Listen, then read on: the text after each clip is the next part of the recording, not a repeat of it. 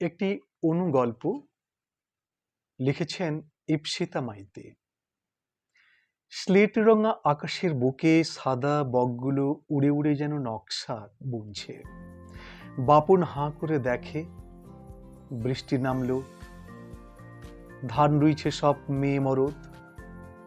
কচি ধান গাছগুলোর খুশি দেখো, ঠিক যেন তার ছোট্ট মেয়ে ঝুমঝুমে।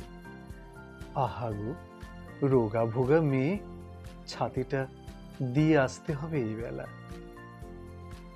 ও খুড়ো, করো কি ওখানে? চোখের মাথা খেয়েছিস নাকি, দেখতে পাসনি? মেয়েটা আমার ভিজছে, তাই মাথায় ছাতি ধরছি।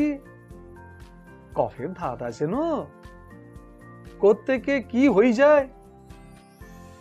আপন মনে বিড়বিড় করতে করতে বাপন যায়, তার সর্বাঙ্গ ভিজছে। রাম রাম, বছর ঘুরতে চললো, মেয়েটা মরেছে, খুড়োর মাথা সারলো নি গো এ ভরা বর্ষায়। তা নালে ওই শ্মশানে মশানে ছাতি হাতে কে বসে থাকে।